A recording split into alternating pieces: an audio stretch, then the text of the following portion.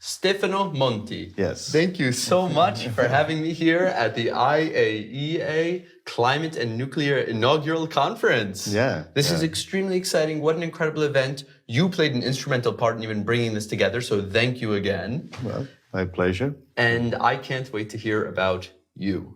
Okay. So your current role, it's the section head of the Nuclear Power Technology and Development Group. Correct. Which one could argue is one of the most important functions of the IAEA. Well, it's one of. Yeah.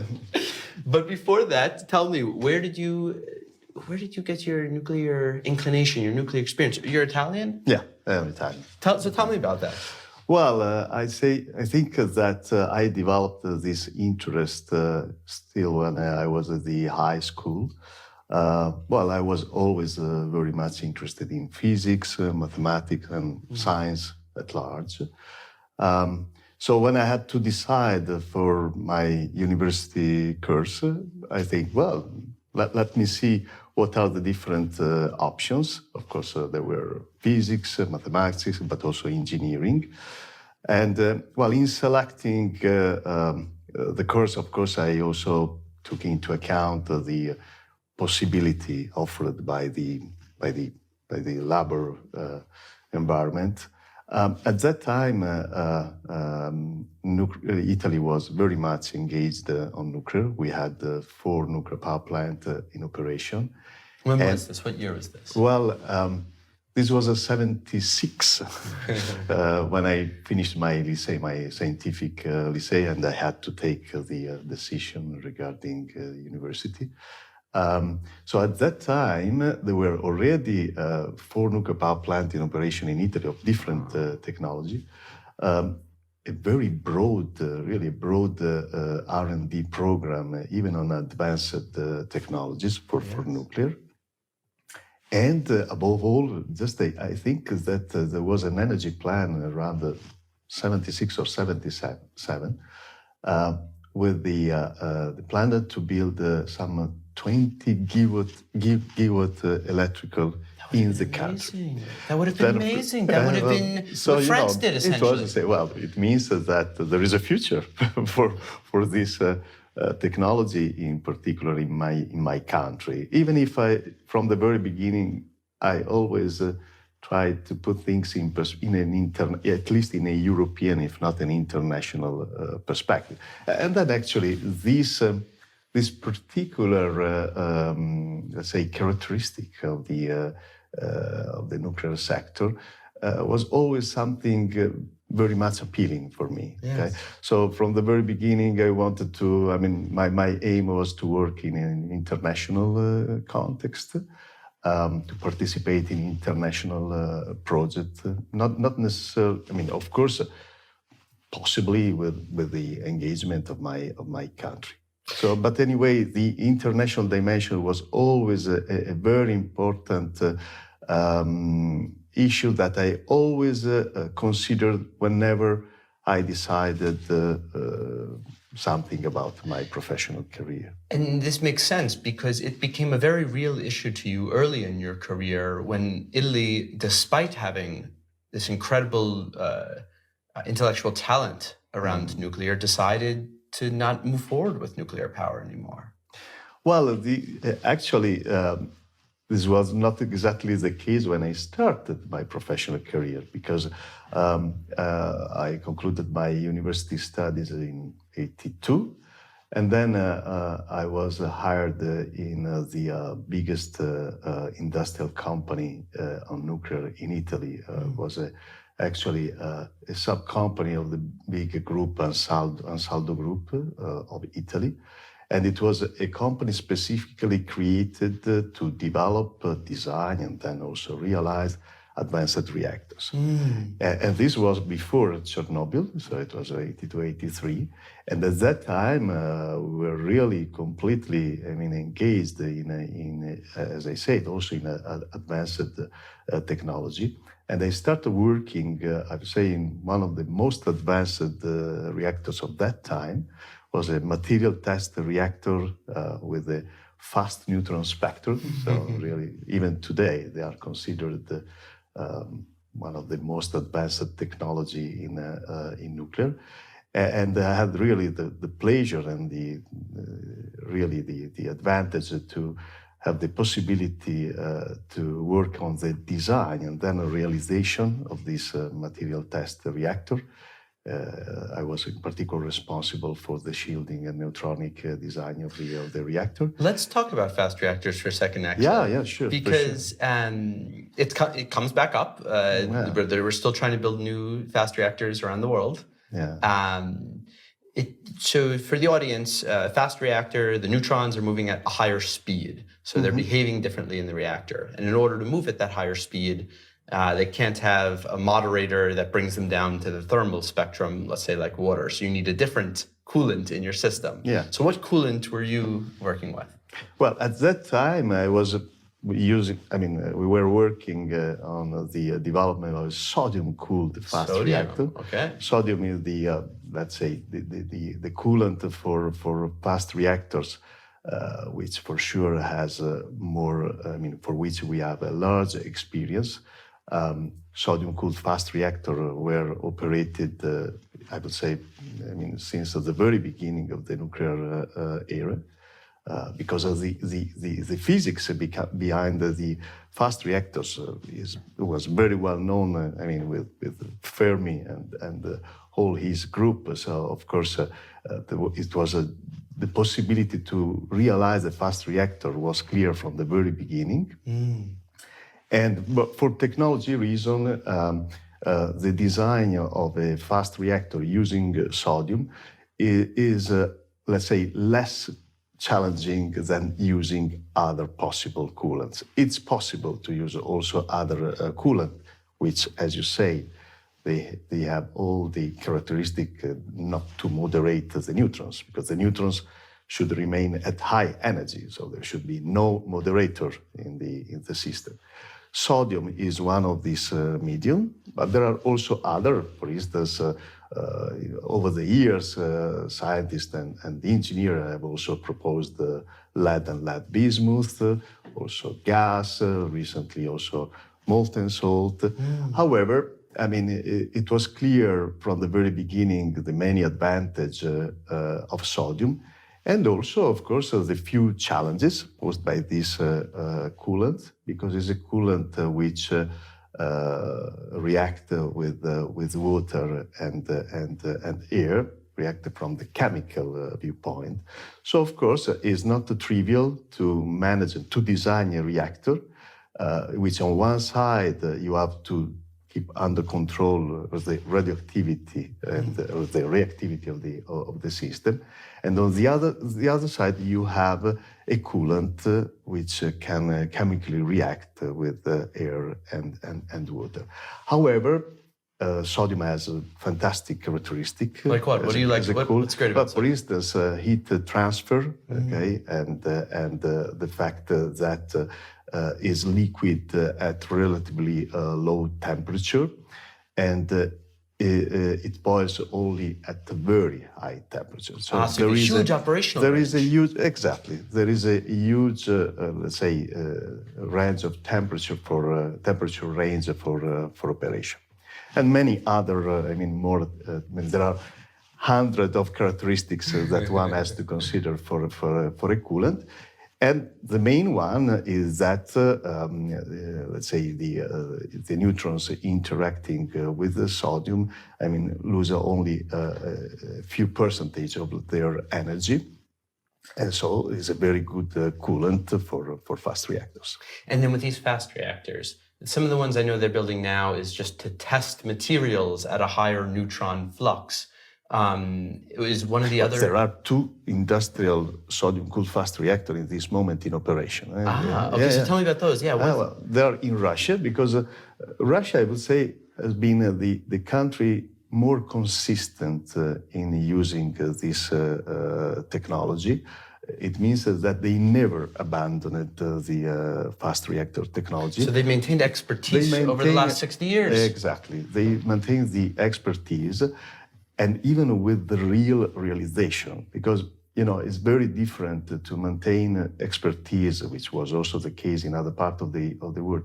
Just keep going with some R&D activity, including some experimental activities, and when you have, very differently, when you have a real industrial program. Yes. So Russia had always a kind of industrial program, and they have, apart of the first, let's say, the first unit of sodium-cooled fast reactor operated at the time of the Soviet Union, they have operated the so-called BN 600 for, I think, now 35 years. Whoa. And they have, by and the 600, way... 600 means 600 megawatts? It's 600 megawatt. So that's a big, that's a big reactor. It's a really industrial reactor, even if it's considered, let's say, a prototype of, more advanced sodium-cooled fast reactor. But 600 megawatt electric is a real energy plant.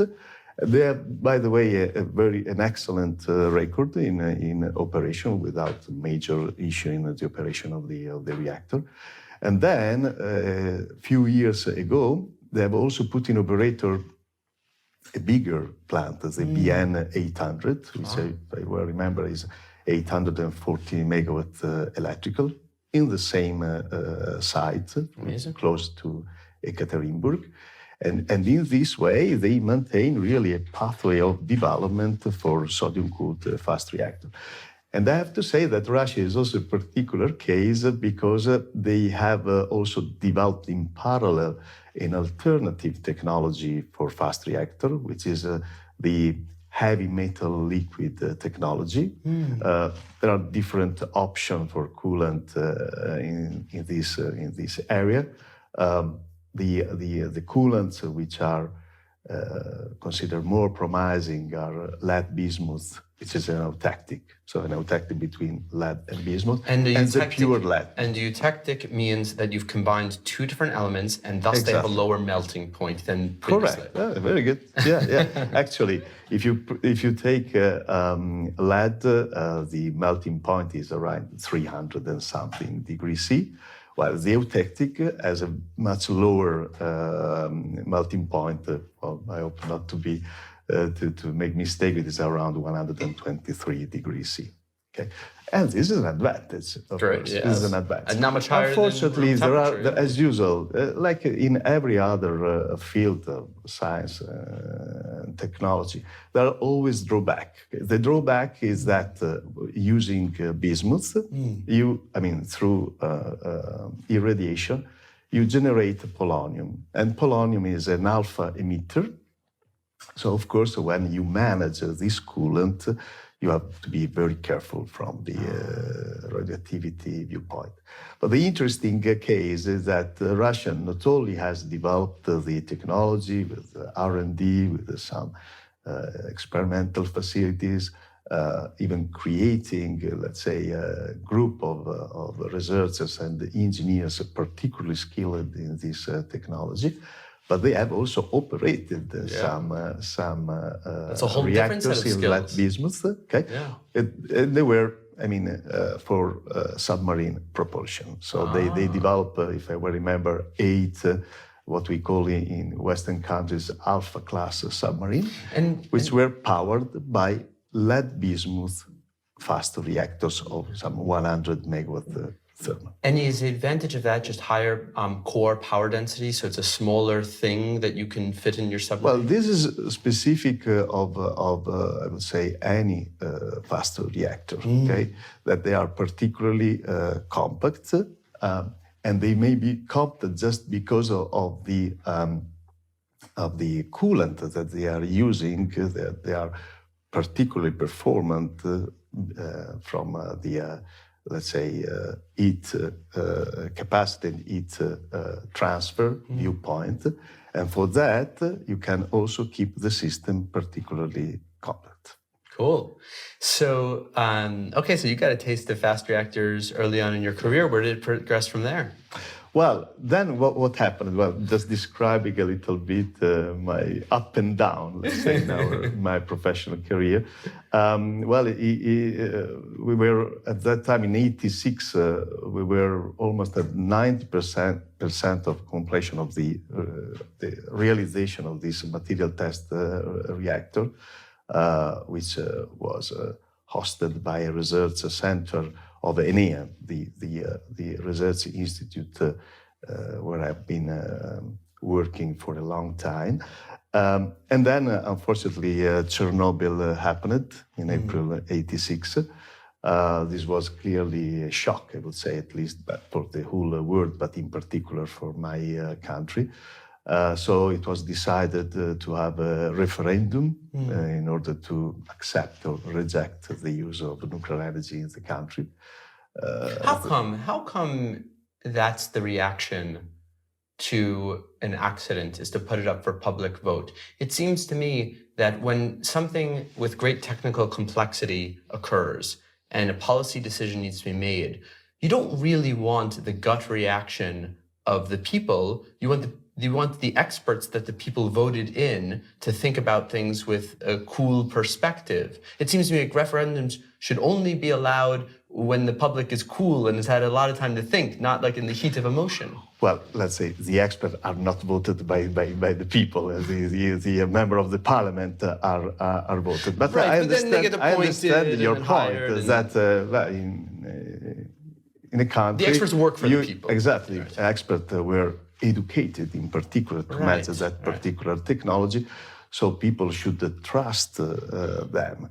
But anyway, I mean, this happens whenever there is a big event involving an important infrastructure in the world, and in particular, in case this accident, a severe accident, affect a large area of our planet, and this was actually the case of Chernobyl. So there was also, let's say, an impact on the normal life of people, because depending on where the radioactive cloud flew over Europe, there were areas which were considered even, slowly contaminated. And so, for instance, in Italy at that time, just for this reason, people were recommended or even banned to eat some particular vegetables or the milk, etc. Yes. So there was a clear impact on the daily life. And of course, in this way, there was, in my view, also a lack of confidence on science. Yes. So the politician, of course, they have also to consider the normal reaction of people. They are voted, so they are there because of the consensus. So I mean, they took over this sentiment, and they say, well, in such a case, it's better that the population decide whether nuclear should be still part of our energy mix or not.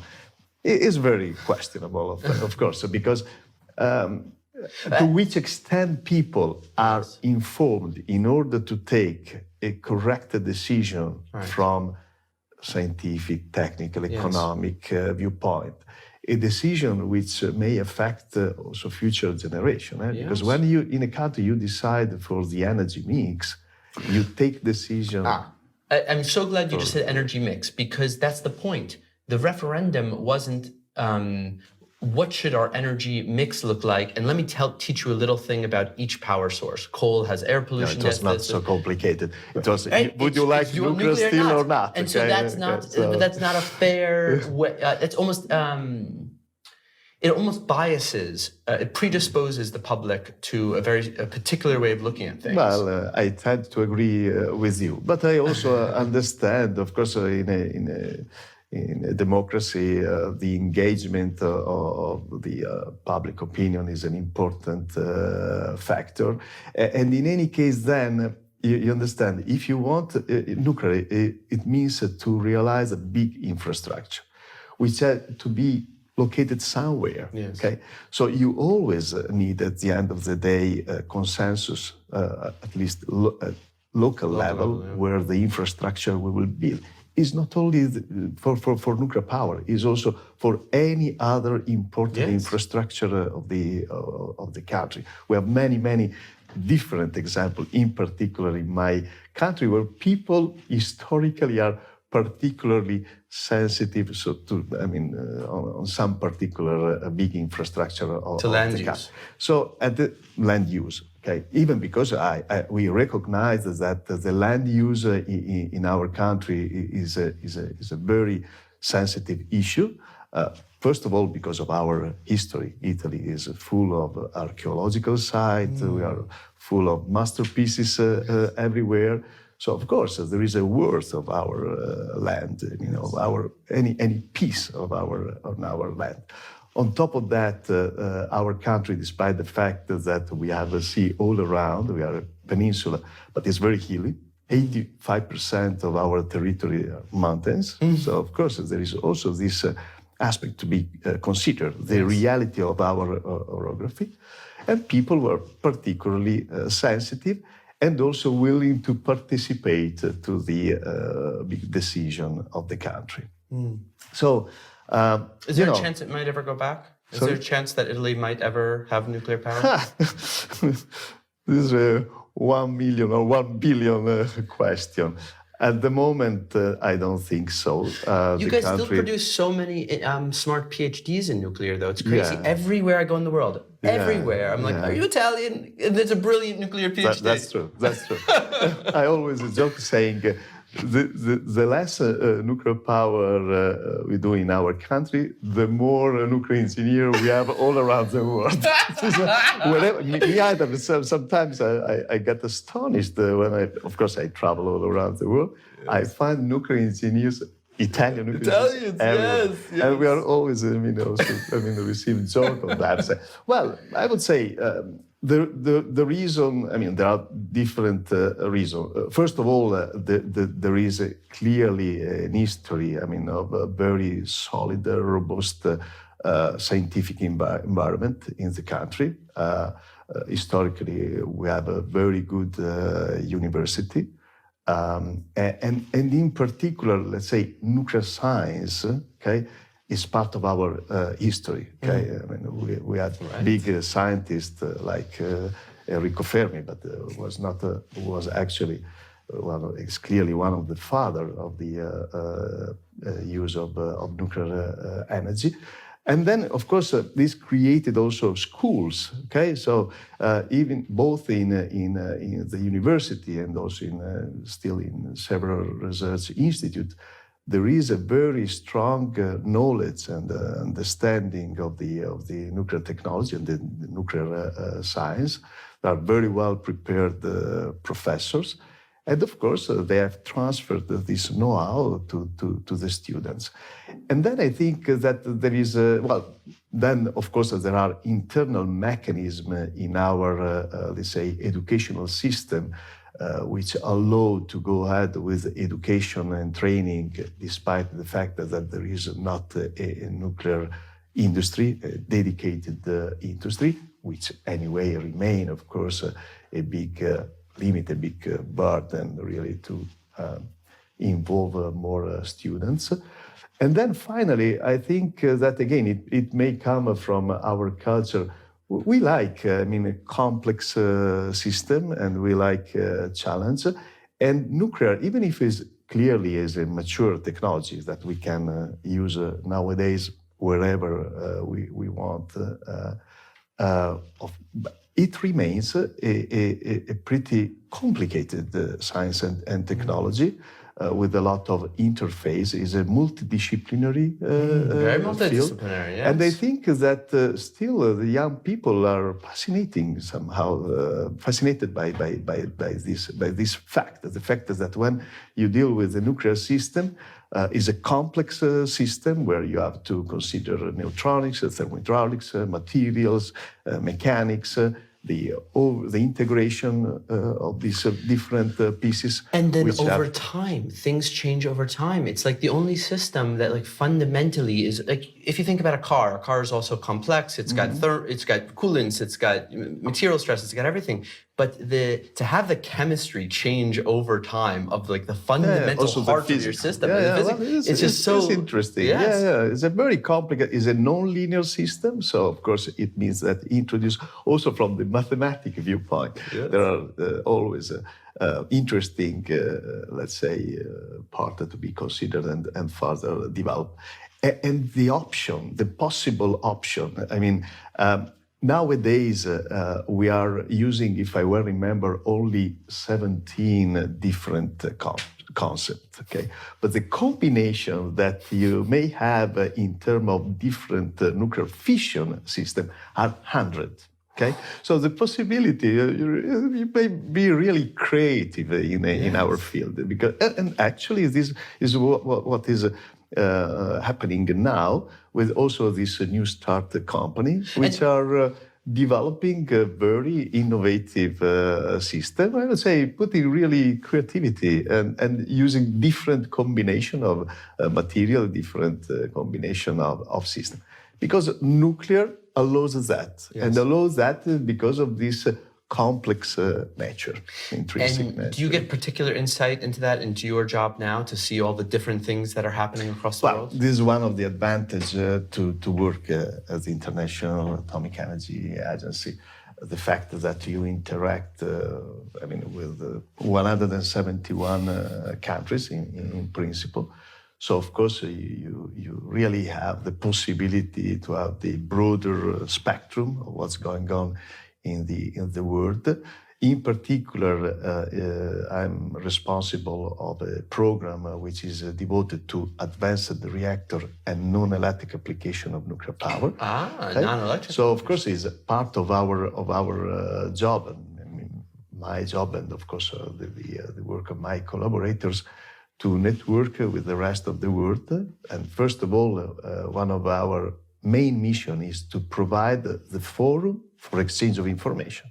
So while providing forum for exchange of information, it means that we have to bring together the major stakeholder, the representative of member states which are active in a particular advanced reactor technology. And we create the context, the forum, to exchange information. And so in this moment, of course, we get acquainted of what's going on in the world, and we always have this and other mechanism to collect the more up-to-date information. And by the way, sorry to interrupt, by the way, I want to stress at least one of our major tools in our I was going to ask you what the tool is. Which is this Advanced Reactor Information System. Is this PRIS? PRIS? Power reactor? No, or is that different? This PRIS. Okay. PRIS is actually, I would say, most probably the most renowned database of the IAEA, managed by a sister section in our division of nuclear power, and collects information regarding all the nuclear power plant in operation worldwide. So PRIS is what exists, but you have the ones for the future. Well, a little bit. Let's say in overlapping. So they provide even the operational data. It is what I would say the major source of information regarding the operation of nuclear power plant in the world. It's a very, really outstanding database that everybody in the nuclear sector and also outside the nuclear sector has been using to retrieve data and to understand what's happening in the 400 and something nuclear power plant in operation worldwide. We provide another type of database which collects detailed technical information, including safety features, etc., of the so-called advanced reactors. Okay, here we have to use, we have to make reference to the terminology used here at the IAEA and worldwide. Worldwide, there is this story to use terminology related to the generation of the nuclear power plant. First, second, third, and fourth generation. So second and third generation are actually the reactors which are already in the market and they are available. They are in operation or commercially available. And then there is the future generations, so-called generation 4 reactors, which are under development, are supposed to be deployed in coming decades. Overall, the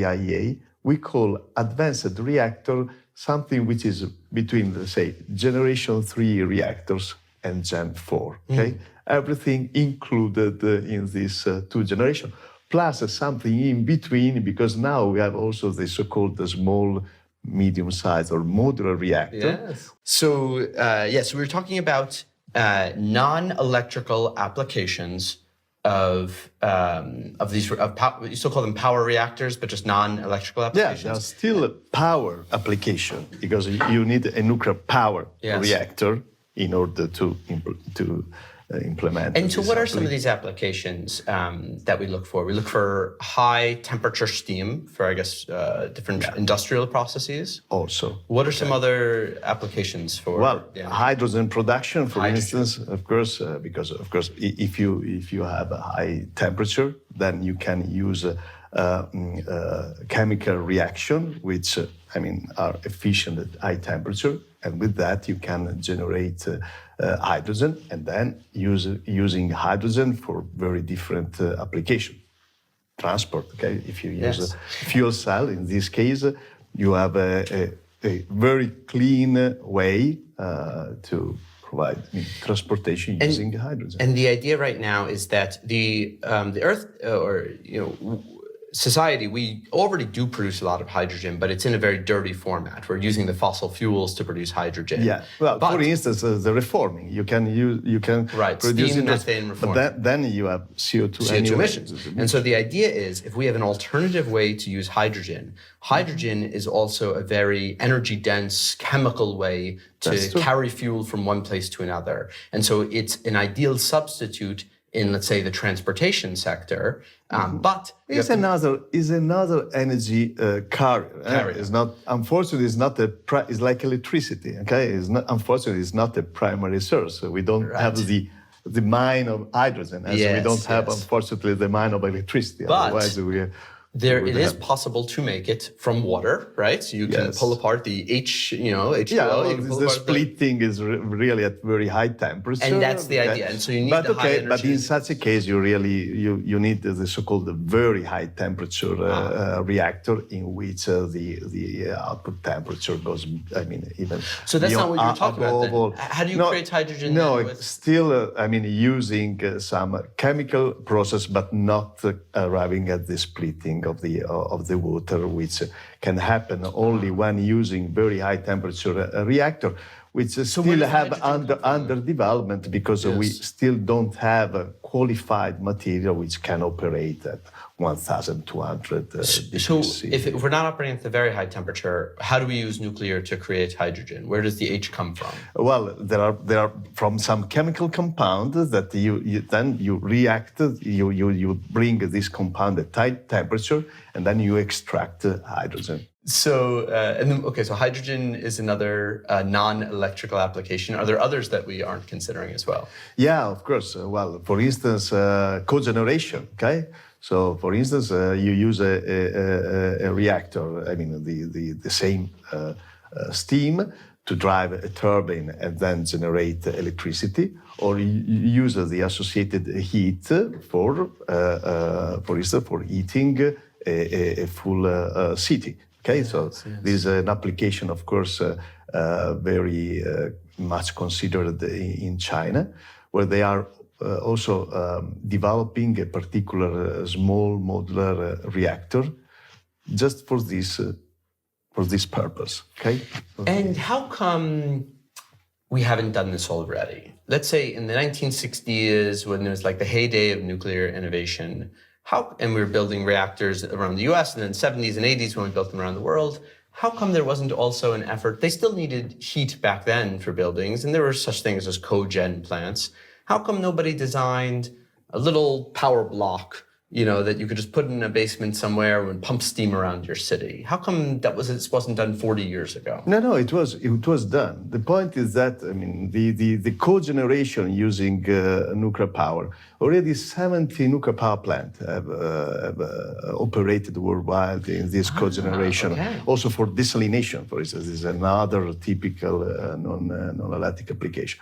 The point is that, of course, there are also economic consideration. Okay, so you have to be competitive with the usual way for cogeneration using gas plant or even coal plant.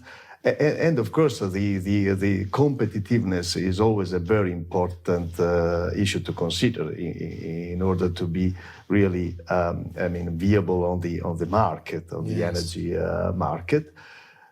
Now, of course, with this issue of the climate change, and that of course, there are increasing concern in using fossil fuel for any application because of the emission of the CO2 and CO2 equivalent for the emission of greenhouse gas.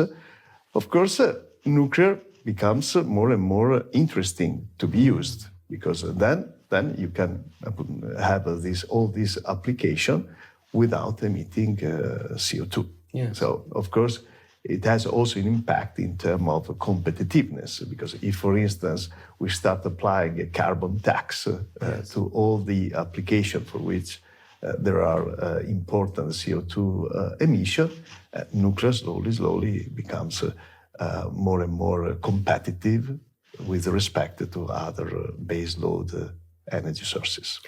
And how come, to me, it always struck me as odd that nuclear wasn't already competitive, even without the carbon tax, given how little the fuel costs per the amount of heat or energy that it produces. It seems to me that that's such a powerful advantage to start off with. I mean, even like a coal plant today, like, you know, between a half and 3/4 of your final cost of electricity is just the fuel component, and nuclear doesn't really have that. Well, because nuclear has a, let's say, a cost structure completely different with respect, for instance, to fossil fuel, but similar to renewables. It means that the kilowatt hour is mostly affected. The cost of the kilowatt hour comes from the investment cost. Because, as said, the nuclear power plant plus the associated fuel cycle, of course, has require a huge investment. Yes. Okay? So 70%, 80% of the cost of kilowatt hour comes from Just the building. From building. Okay, and then the fuel is only 10-15% of the cost. Plus, of course, there is operation and maintenance, which is just the opposite of the fossil fuel plant, in which the investment cost is pretty limited. But then you have, of course, high cost for the fuel, which are also variable because of the market price, which can change even sharply over the time.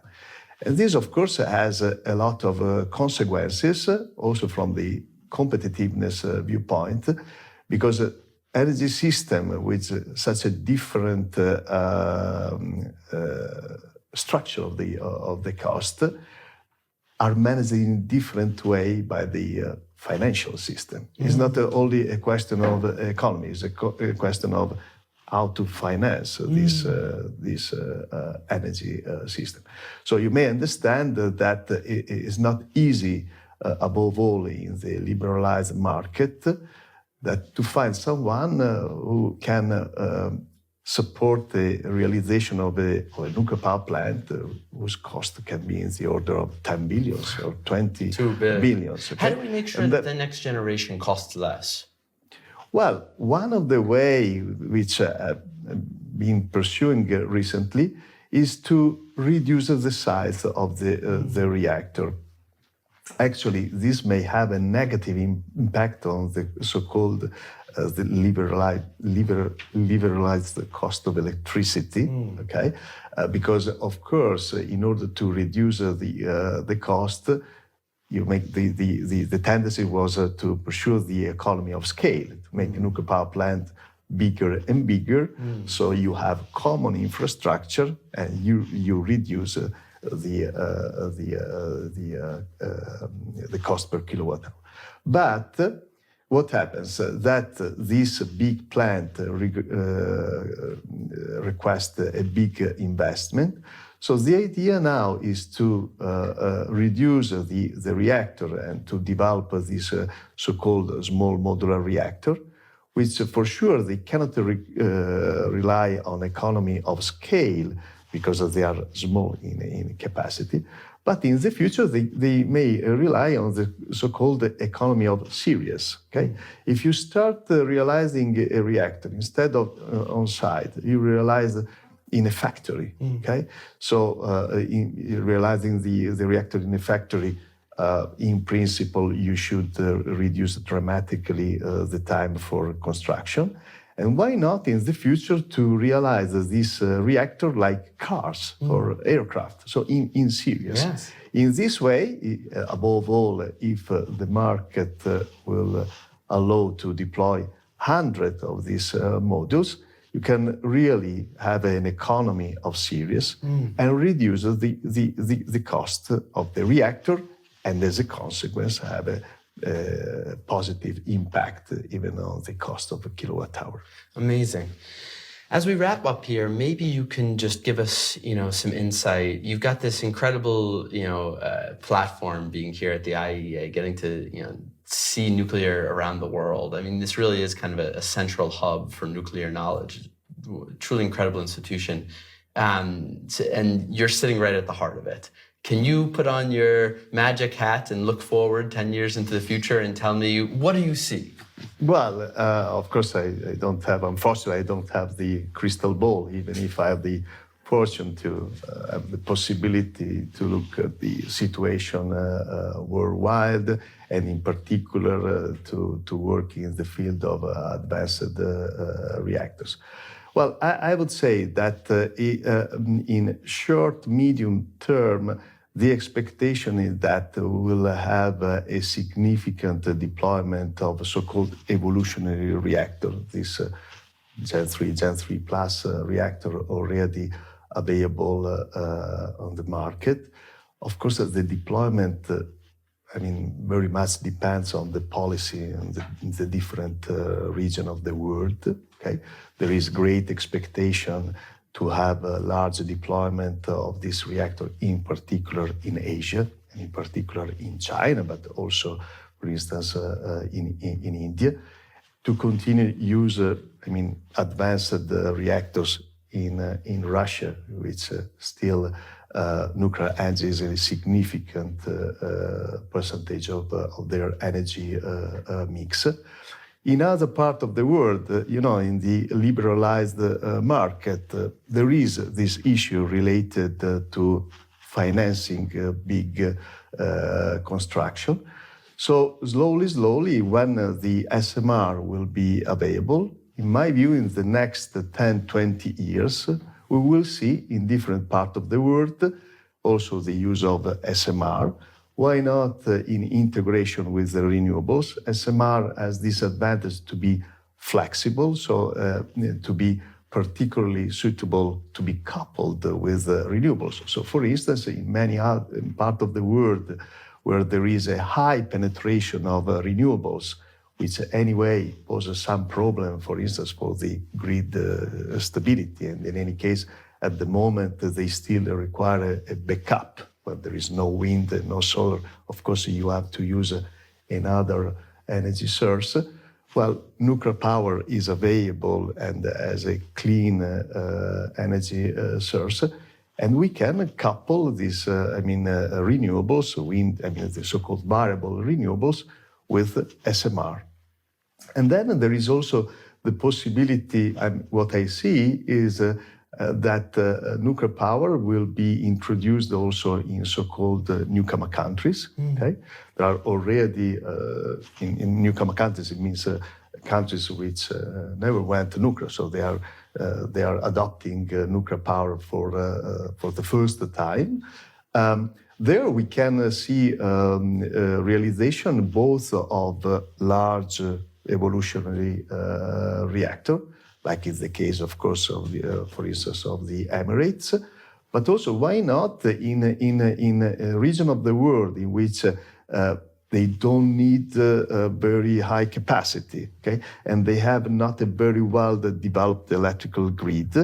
SMR may be a very interesting option, and we know at the agency that there are so-called newcomer countries that slowly they are investigating the possibility to use this SMR for their both for electrical production and also for non-electrical application.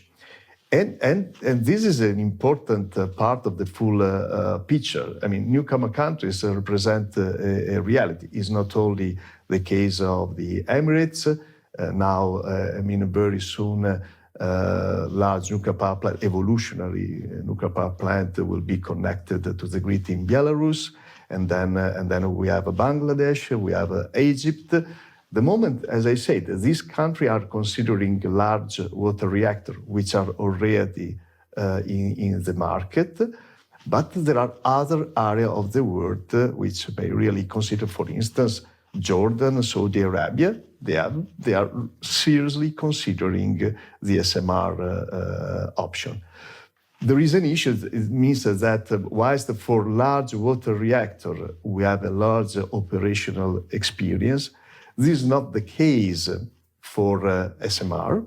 Okay, if we really talk about the advanced small modular reactor, the most advanced modular reactor, we don't have operational experience.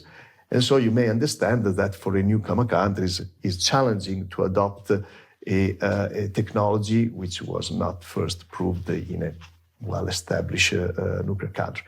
So from this point of view, I think that my understanding is that the first of a kind, the first realization of SMR will be in very well developed nuclear country, like the case of China, this HTR PM. And then, most probably mid of 2020, let's say around 2025, we may see the first realization of a small modular reactor also in North America. And why not also Europe may consider the SMR option, because in Europe, in many parts of Europe, including my country, there is this huge penetration of renewables. It's clear that there are, problem, at least until we don't have energy storage well developed and affordable for grid stability. So I repeat, in my view, also this story of the hybrid energy system may have a very good future, even in the short, medium term. First, using the already available nuclear technology, because hybrid energy system means basically flexible operation, and flexible operation is already a reality with many large nuclear power plants in the world.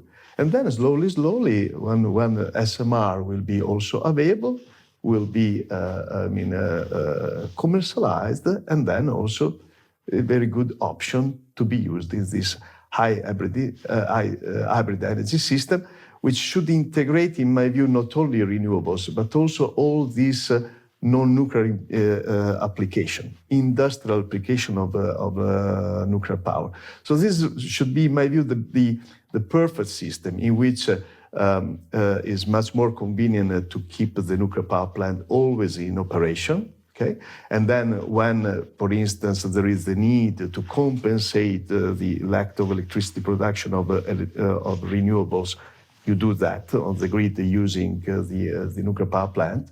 And when you have an excess of electricity production, you use the nuclear power plant for non-electric application using the heat produced by the reactor for, cogeneration, desalination, hydrogen production.